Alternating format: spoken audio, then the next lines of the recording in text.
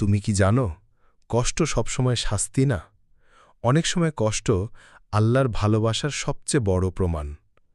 তুমি হয়তো ভাবছ, আল্লাহ যদি আমাকে ভালোবাসতেন তাহলে এত কষ্ট দিতেন না কেন?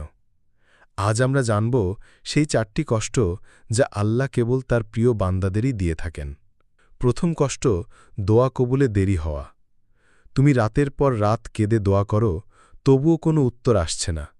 তুমি ভাবছ আল্লাহ শুনছেন না, কিন্তু সত্যি হল তিনি শুনছেন, শুধু তোমার জন্য উপযুক্ত সময়ের অপেক্ষায় আছেন। আল্লাহ চান তুমি ধৈর্য ধরো, আরও বেশি তাকে অনুভব করো। তিনি চান তোমার হৃদয় শুধু তার কাছেই নরম হোক। দ্বিতীয় কষ্ট, ঘন ঘন পরীক্ষা। জীবনে একটার পর একটা বিপদ আসছে, একটা শেষ হতে না হতেই আরেকটা শুরু। এটাই আল্লাহর ভালোবাসার প্রমাণ। যেমন আগুনে গলে সোনা খাঁটি হয়, তেমনি কষ্টে একজন মুমিন পবিত্র হয়। আল্লাহ যখন কাউকে ভালোবাসেন, তিনি তাকে বারবার পরীক্ষা করেন, যাতে সে আরও পরিশুদ্ধ হয়, আরও শক্ত হয়। তৃতীয় কষ্ট, প্রিয় জিনিস কেড়ে নেওয়া। তুমি হারিয়েছ ভালোবাসা, চাকরি, অর্থ কিংবা কাউকে যাকে তুমি অনেক ভালোবাসো। তুমি ভাবছ, কেন আল্লাহ এটা করলেন?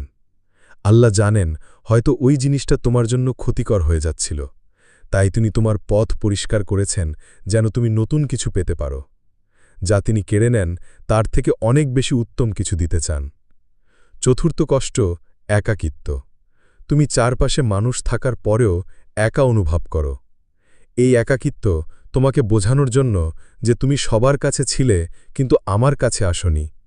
আল্লাহ অনেক সময় আমাদের সব সম্পর্ক ভেঙে দেন, সব দরজা বন্ধ করে দেন, শুধু যেন তুমি একটা দরজায় কড়া নাড়ো, আর সেটা হলো তার দরজা।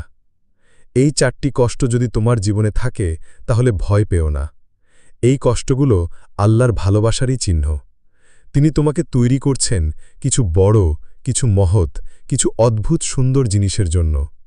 তুমি যদি ধৈর্য ধরো তাহলে এই কষ্টগুলোই তোমার জীবনের সবচেয়ে বড় নিয়ামত হয়ে দাঁড়াবে। ভুলে যেও না, আল্লাহ কখনো তোমার কষ্ট অপচয় করেন না। তোমার কান্নাও তার কাছে খুব মূল্যবান। আল্লাহ তোমার সব কষ্ট সহজ করে দিন। আমিন।